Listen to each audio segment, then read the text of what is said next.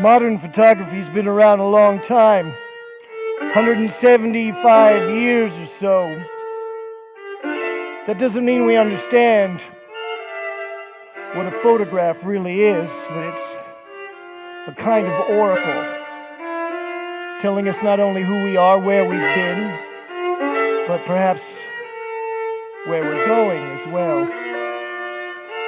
Ricardo Vieira, curator at the Lehigh University Art Gallery, says when he came to this university in 1974, which was about 1 year after I graduated, there was only one photograph in the entire Lehigh collection, and that was of Asa Packer, the founder, a portrait, of course. Makes sense. Used to be only the privileged could afford to have their pictures taken. And now, Mr. Vieira has given me the privilege, to which I have no particular right, to take this stage to translate, but mostly be a distorting lens, I'm sure, to what you have every right to interpret for yourself. The 56 photographs that make up the gallery exhibit celebrating Lehigh's 150th over in McGinnis Hall. I did go to Lehigh from 1968 to 73, which gives me some legitimacy as a guide. I studied to be an engineer until I couldn't take it anymore, and found refuge over in the English department, God bless them, where they pried open my mind with great literature. I joined a fraternity of men, made many lasting friendships, while also bludgeoning that same mind into a passive euphoria with innumerable mind-altering substances. Yeah, that's the truth. We didn't have a cow, though, or such nice cameras at our disposal. When I went to Lehigh, it was all male, which was what I wanted, until I quickly realized it wasn't. My parents were in Argentina. I'd spent most of my high school years in Japan, and between the war in Vietnam, the feminist revolution, rock and roll music, the birth of computers, whoa, it was just way too much change for me. Like these days, I guess, but even more so now. I mean, you know, this photograph was taken from pretty much exactly where you're sitting. Do you believe that? This is a photograph of the Zollner Art Center. Yeah, it is, before it was built. Maybe it doesn't make you think of Zollner, or even Taylor Jim, given what it's been through. But Lehigh's been through a lot, hasn't it? We still call it Lehigh, don't we?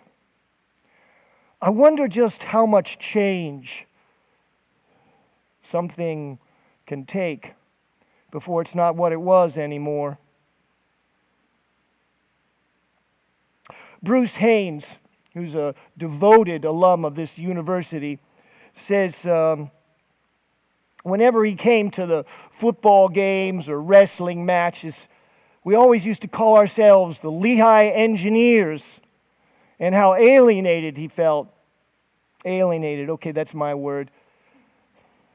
When we changed the name of the mascot over to the Lehigh Mountain Hawks. Me, whenever I went to a football game, I always felt disconnected, like an outsider. And over the years, I guess that's kind of become my way. Never entirely happy with anything. Always unwilling to join the crowd. I mean, I can't look at a photograph like this without thinking, well, you tell me. What does your mind go to when you see an image like this? Yeah, it's all right. I'll wait. Anyone? What's that? What's that? Somebody walked. Yeah. Me? I see all the uniformly trimmed mustaches. Look at that, every one of them. The hats, all with bands. The virtually identical three-piece suits. I mean, come on, what's going on here? Some secret conspiracy of fashion conformity? How come? To feel safe, I guess? I mean, there must have been a dress code somewhere. That's crazy. Still, the car's pretty nice, don't you think? But more to the point, if we were to know any of these men personally, everything would change, wouldn't it? The individuals would shine through, and the pride, the joy, the fear that gives vitality to their unique characters. And so come my thoughts always to the same theme. Who are we, really? Bethlehem, Lehigh.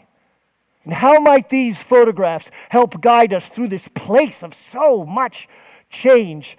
And I'll tell you, I'll be upfront about it. I'm on a mission here to link us to ourselves again,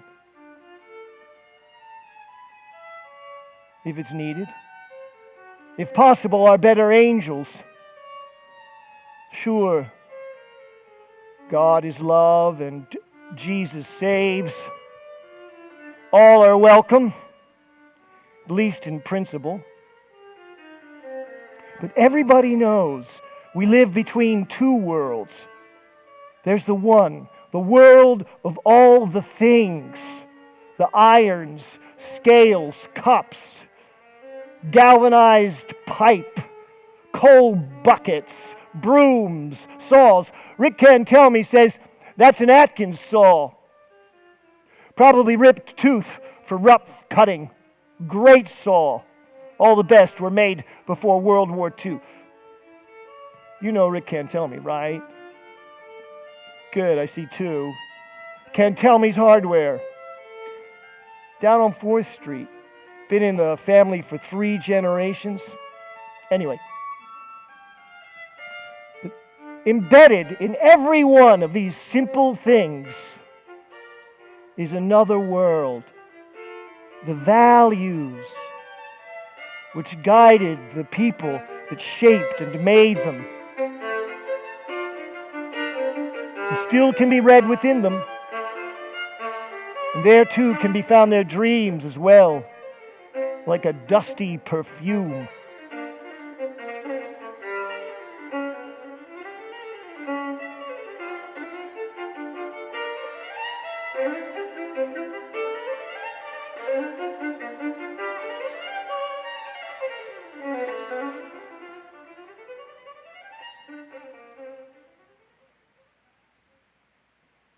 I don't know these folks, do you? The guy with the beans reminds me of my brother Chris. He's 2 years older than I am. Chris has only got 1 kidney, and it doesn't even belong to him anyway. My little brother Philip had to give him one of his when Chris's finally failed completely. Polycystic kidneys, it's a family disease. My mother died of it. Rick Cantelme says when he visited this market as a kid, the police station was right upstairs. Yeah, kept repeating that again and again, like maybe if you ever find your way back here, you'd better be on your best behavior, seeing as you'll be in such close proximity to the man and all that. There was hay and straw everywhere, and animals bleeding from their confines. And of course, these big people hawking stuff from stands all over the place. Of course, Rick being only 6, pretty much everybody but the goats was big. Funny, you know, a market like this these days would be priceless. You know, even beyond the reach of our gold MasterCards. So, how do we let it slip away? Or did we even have a say in the matter? I've got a friend, Doug Royston, puppeteer, mock turtle marionettes.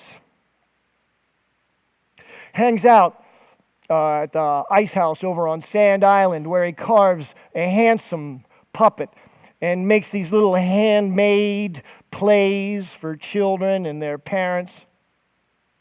But lately, Doug's been spending most of his time trying to quantify the intangible values, the handmade, the homegrown.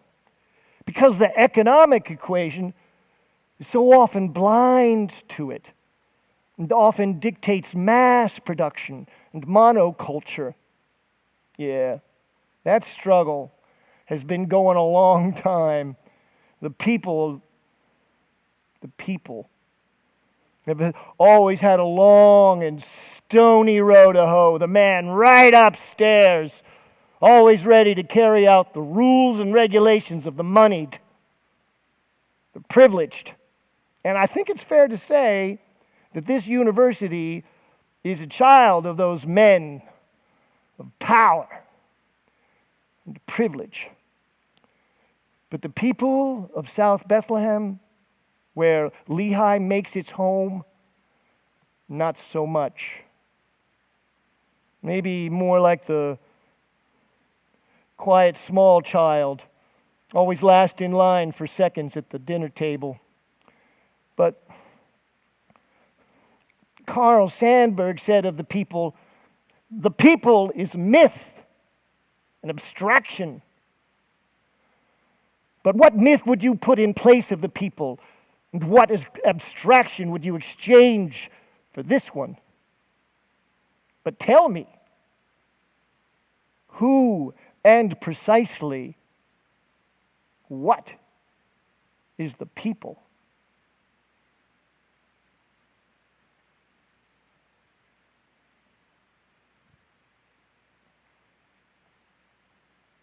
At about 3 o'clock in the afternoon on Sunday, November 10th, 1935, a 32-year-old Missourian named Walker Evans stationed his 8x10 camera halfway up St. Michael's Cemetery and mounting it with a Zeiss Protar lens, took several exposures of the cemetery, workers' homes, the steel, and what could be seen through the gray haze of the distant countryside.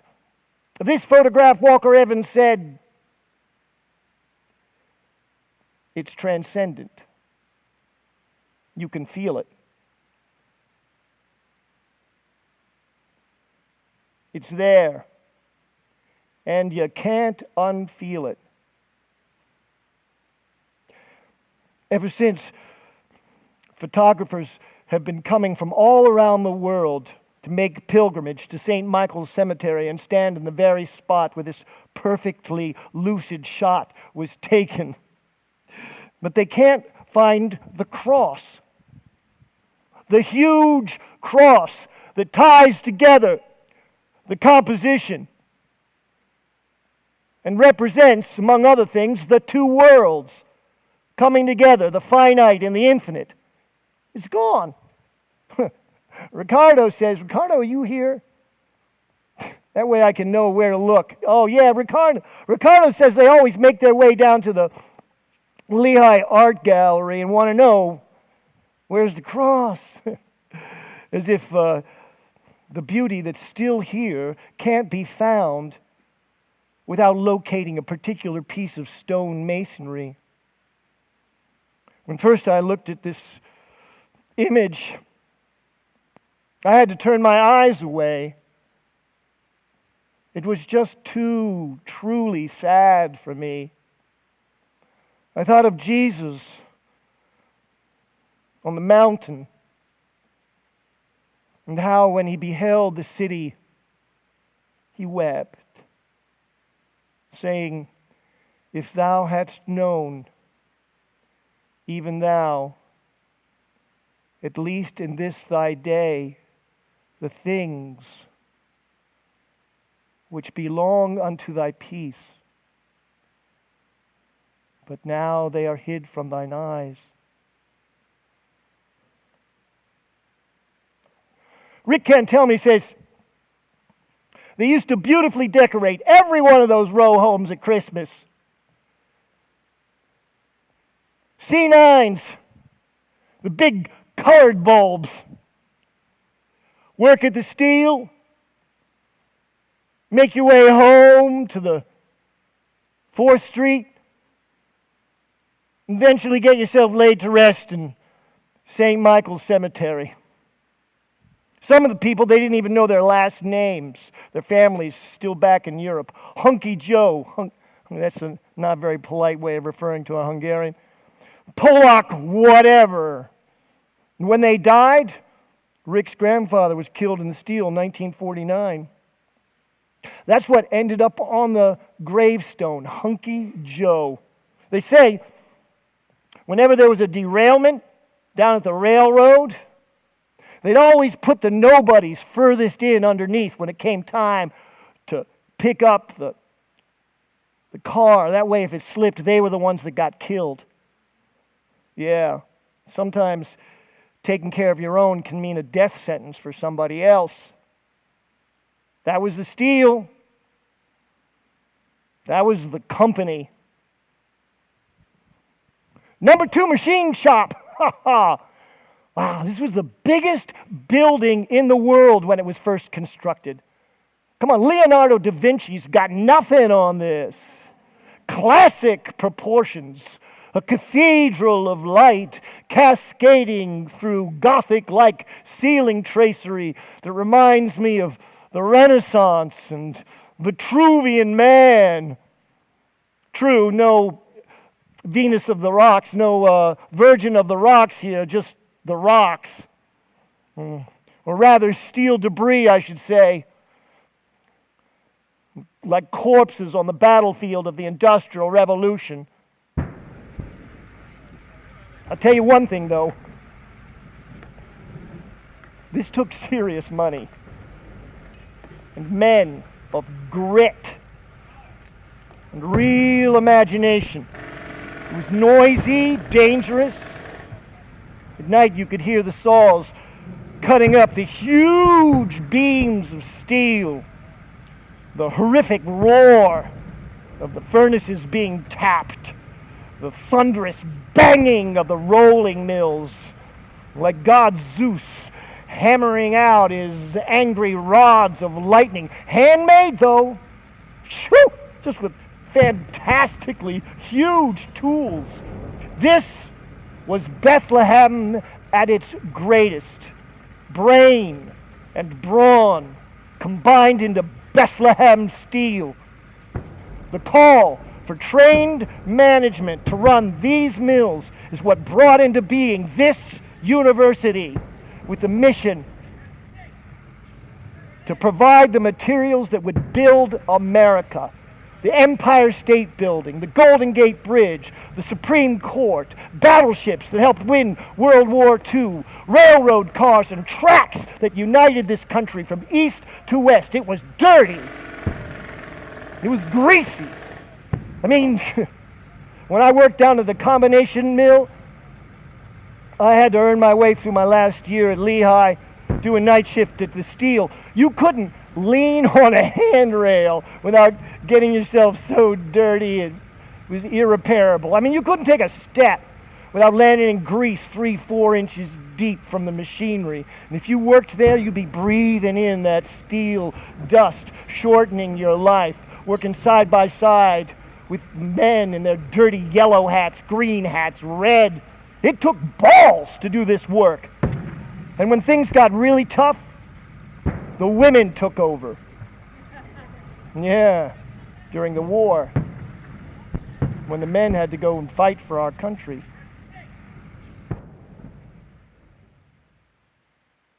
But that's over now.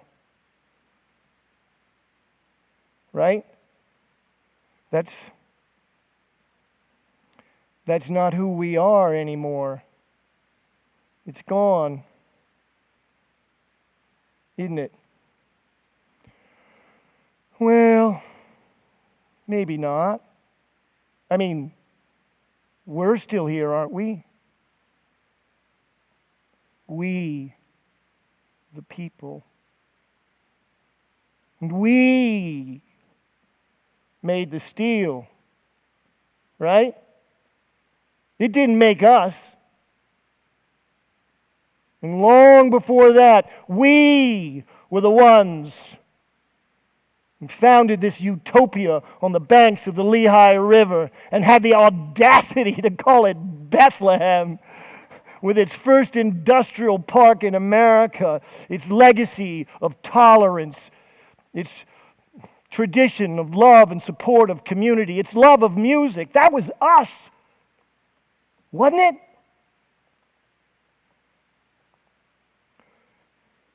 Or has there been just too much change? And I have to say, in all this, personally, I find the desire to be great at something, anything, a serious distraction. Anybody else out there? Can I get a witness? Amen. And once, because I've always wanted to be great at something, anything, I asked my philosophy brother-in-law, John Hare. John was cut his teeth as a philosophy professor at Lehigh back in the 70s. I said, John, what does it take to be great? And he said, doesn't take anything in particular, just a lot of it. Yeah. We'll take Calypso Island here. Well, you can't. It's not really there anymore. The railroad dug up most of it for fill on a nearby track, and now this little Huckleberry refuge is gone forever. In the name of progress or expediency, I don't know. It was just a pile of dirt in the middle of the river with weeds and wild trees growing on it. True, people like to picnic there during the summer, but come on. Railroad. Now, that's something to be proud of.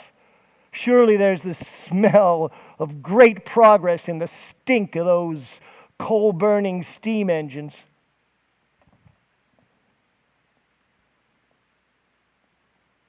But just what kind of greatness might we be looking for? In the 1800s, to clear 100 acres of wildlands to make way for a railroad, well, there was progress, something to be proud of. But circumstances change their look as the sun passes through the sky from day to night to day again. It can throw you off. What was yesterday's great progress can be today's shameful mistake. Hindsight is 20/20, so let's not get all judgmental. Still, there is such a thing as losing your way. Over time, one can see how the honest need to simply survive so often slips into an inordinate desire for money, status, power, like an inescapable gravity pulling us through one boom to bust cycle after another, scraping, careening, crawling towards God knows what.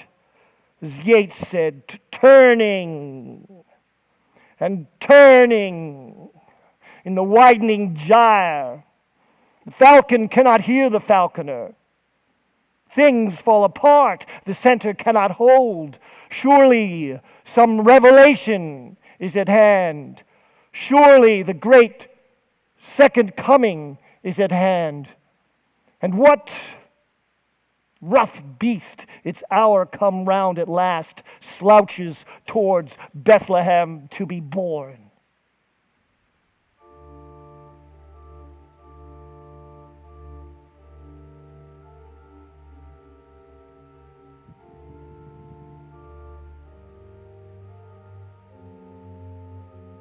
The chapel frescoes by John Ormai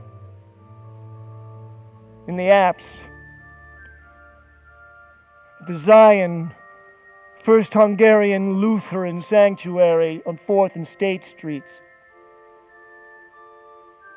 It depicts the resurrection of Christ. The three women who beheld him carried forth his great truth to the world, the people. I am with you always, even unto the end of the world. And his disciples, who grieved, denied, despaired.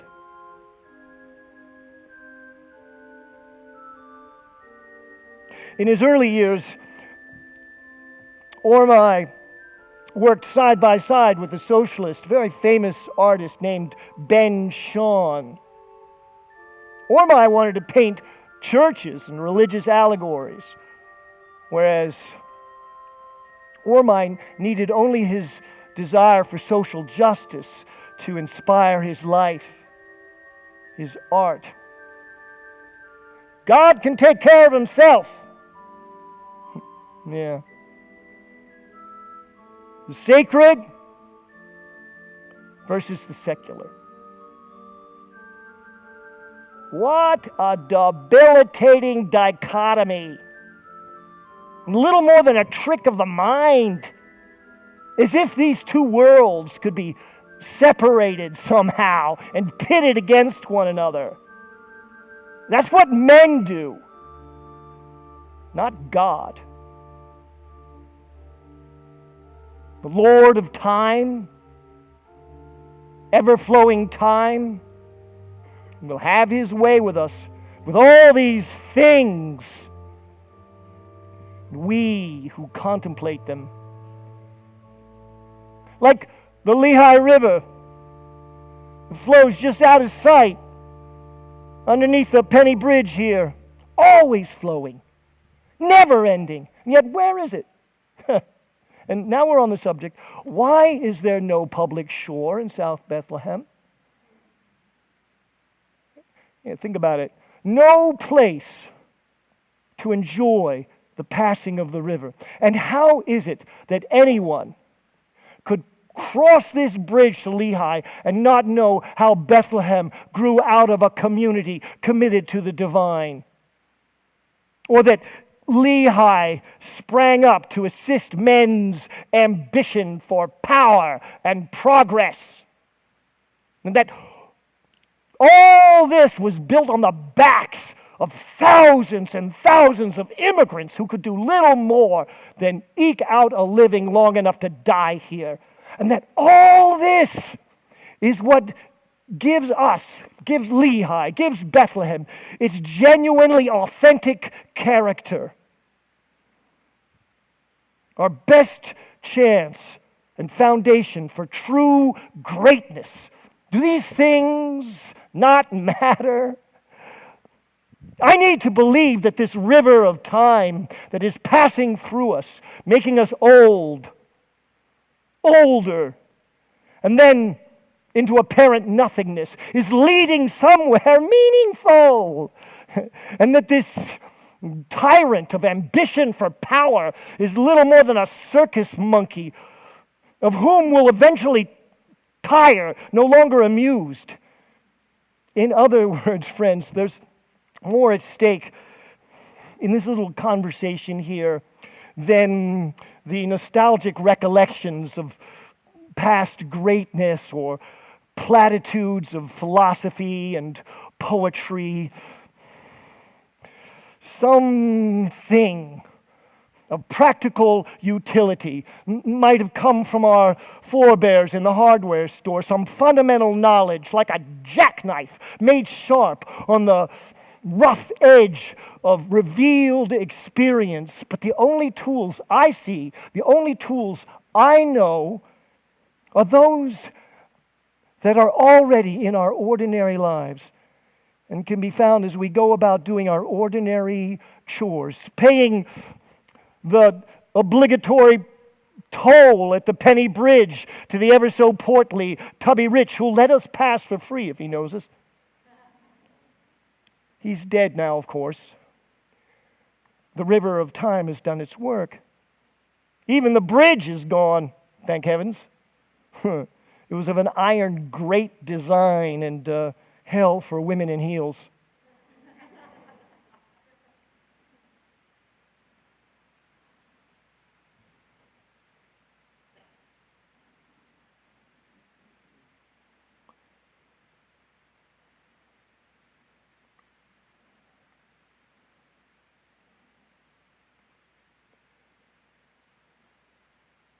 Yeah, I tell you. I'm afraid to even try and speak about this photograph, me being white.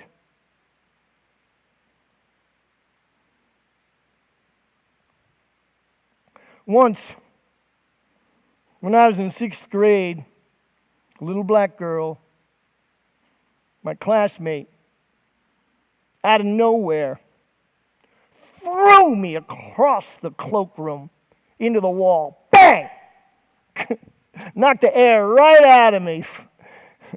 As I slid to the floor, I slowly realized, hey, I think she likes me. Yeah. It was only 40 years later it's dawned on me that was how hard she had to hit me to get my attention. My mother was a fighter. My dad, her coach. 25 years on dialysis. I think she held the record for a while, living off a machine, in and out of the hospital so many times, I lost count what round she was in. Failed kidneys, collapsed arteries, shunts being put in and taken out, broken bones and ribs from depleted cartilage and too much coughing, punctured lung once or twice, I can't remember. It wasn't my problem, so I didn't pay too much attention. She was a racist too. I guess I must have learned it from her. I never forgave her for it. Even if she was fighting for her life by sheer force of will, sending her blood 3 times a week through thin plastic tubes to its cleansing rendezvous with acidic bicarbonate dialysate. My father running the machinery, injecting her with heparin to keep the blood from clotting, trying to keep her spirits up. Still, her story's no different from any of us here might tell. Right? All of us with our own personal struggles. Still, one day she finally decided she was going to throw in the gloves, quit the machine. She didn't tell us because she didn't want us to try and stop her from leaving the ring. I guess she felt if life was for living, it was time to leave this one. My dad said if he'd known the struggle was going to go on so long, he never would have taken it up in the first place. Oh my God, not another graveyard. Stop, please. Ricardo, This is getting a little morbid here. Can't we do something a little more upbeat? I mean, all these photographs are of the past, the dead. Couldn't we get some photographs here of the future, maybe? The good things to come? This is a high-tech university. You could swing it. Can't do that, huh? Right. Not yet. Still,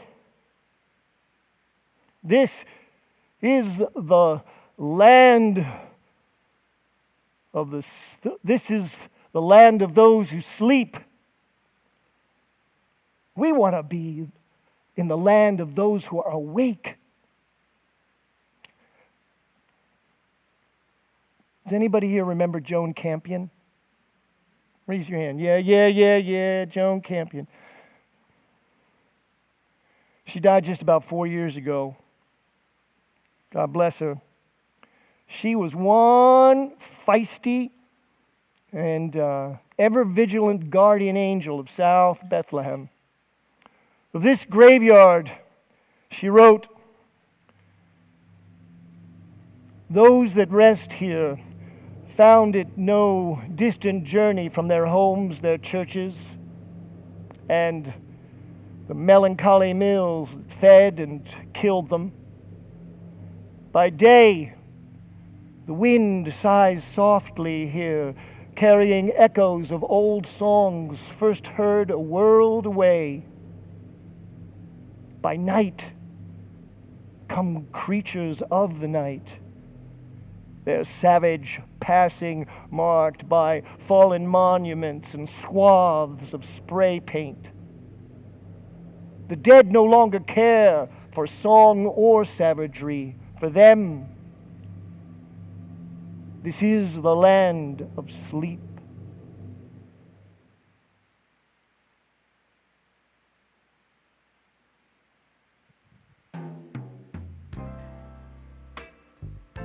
All right.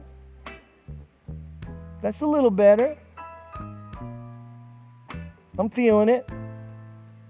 Yeah.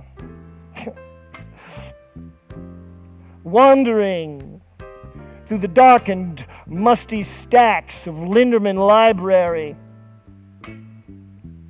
walnut chairs and tables holding our butts and our books as we pick and choose our way through the labyrinth of recorded human thought,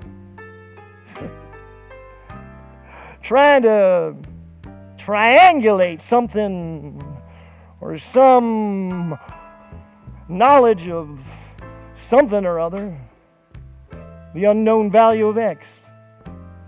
No place put me to sleep faster. My face lying on the hard pages of a calculus textbook. Academia. Yeah, I just wasn't cut out for it. Or the business world either. Woo! This was my bank. When I was a student at Lehigh, I think it was called Union. Yeah, right? Union Bank. Not anymore, of course. 1973, I walked into that bank in order to take out a $500 loan to buy a Martin guitar and was turned down flat. So, I went to my 18th century literature professor, Ernie Dilworth, and asked him to co-sign my loan, which he, amazingly enough, did. And I was on my way. Thank you, Ernie! Thank you, capitalism. Yeah, that guitar marked the start of a whole new journey for me. But where I was going, I didn't have a clue. Like Bethlehem or even Lehigh at the age of 22, 23, I had no idea who I was. It was like you're living in a train station. Yeah. But all the trains have stopped running. Still, look, there are tracks and people going every which way. Woo! Check it out. As if they know what's what. Yeah. So you're trying to figure out which way you should go. Yeah, left, right, straight out of town. Or maybe back into the warmth of the terminal. Just wait there until things work themselves out. Hope the roof doesn't cave in on you in the meanwhile. And all along, the joke's on you. Did you forget? Trains don't stop here anymore. Even if they did, how would you know which one to take? Seeing as how you don't know who you are. Well, let's not be proud. Maybe we'll just have to follow our heart and start walking. Yeah.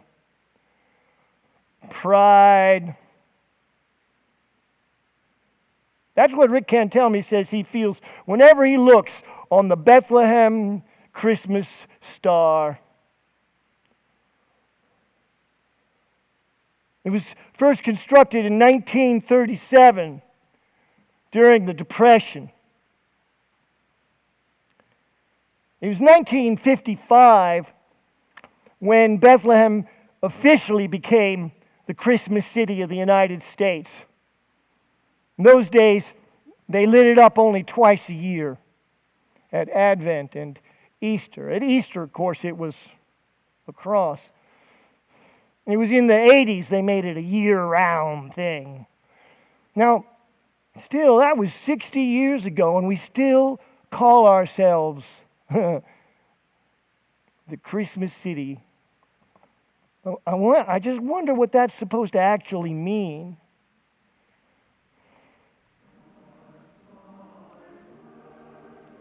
Back in the 80s, when my wife, Bridget, and I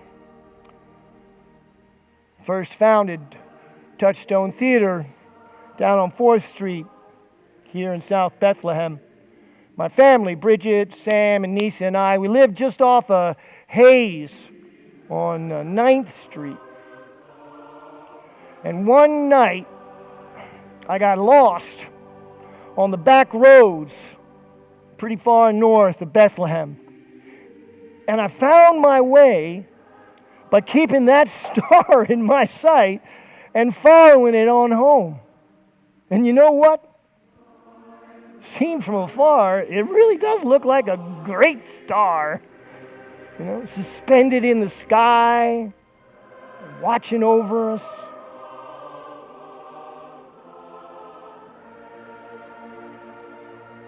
And maybe it's not too much to believe that in some way it's the same star that guided the wise men and the shepherds to that storied family so long ago. The Star of Bethlehem. And that's a beautiful thing.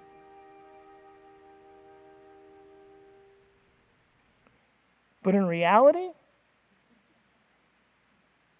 when close up, it's just a bunch of light bulbs stuck to a cleverly arranged and rickety frame, jutting out from the bald spot on the top of a poor excuse for a mountain, if ever I saw one, conceived and erected as a marketing ploy by a city in need of more commerce. Yeah. When you look close up, it's not so transcendent. Then again, that's us, isn't it? That's Lehigh, that's Bethlehem, just a bunch of light bulbs wanting to be something special. Maybe even LEDs, who knows? Not all white though, nah, not anymore. Many colors, like a Christmas tree. maybe even C9s, we the people. And I tell you, I guess it's pretty much up to us now which way we're going to go, which pictures we're going to make, which shapes we're going to choose, which track we'll take.